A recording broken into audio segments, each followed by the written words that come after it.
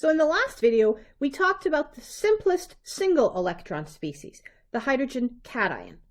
In this video, we're going to talk about the simplest multi-electron species, the hydrogen molecule, which has 2 hydrogen atoms and 2 electrons.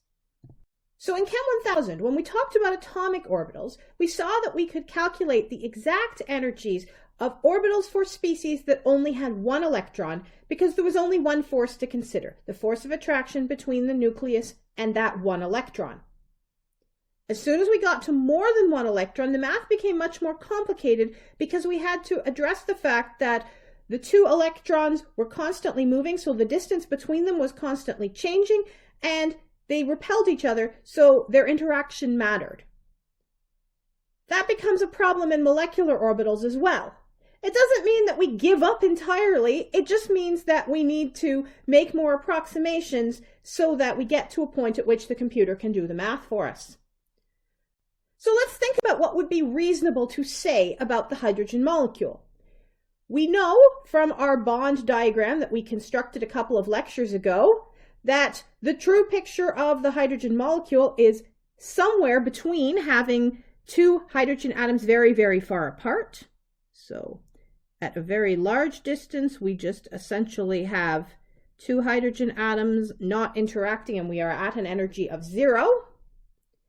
And theoretically, if we were to bring them together and reduce that internuclear distance right down to 0, we would have ourselves a helium atom of a very unstable isotope that would have 2 protons and no neutrons. The hydrogen molecule isn't either of those. The hydrogen molecule is somewhere in the middle. So let's think about what we're looking at in that somewhere in the middle space. So what you see on the right here is a series of diagrams that I had the computer model for me with different distances between the 2 hydrogen atoms. The top picture shows the 2 hydrogen atoms far enough apart that they are effectively not interacting.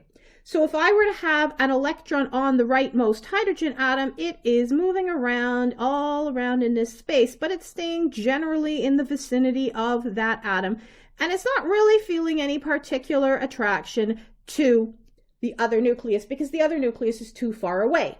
And so each of those circles looks like an s orbital, and we would have 1 electron in each space. So that's essentially a hydrogen atom here and a hydrogen atom over here. As the 2 atoms get closer together, the electron continues to move around like a crazy thing, but when it gets into this space in the middle here,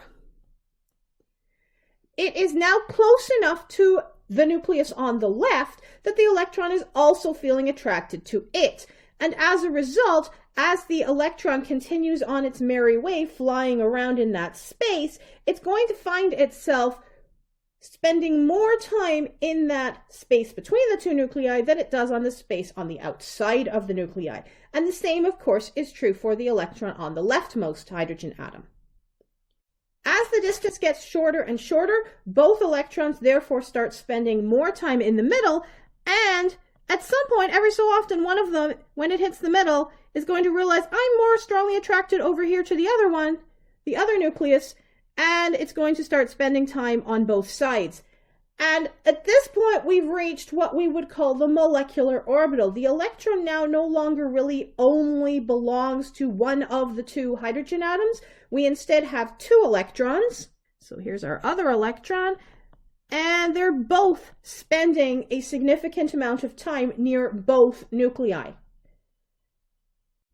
As the distance between the 2 nuclei gets shorter and shorter, we start to approach the hydrogen molecule as we know it. 73 picometers is the average bond length for a hydrogen molecule. And so the bottom picture actually resembles one of the molecular orbitals in the hydrogen molecule. So what is responsible for all of this behavior? Electrostatic attraction. The attraction between opposite charges. The negatively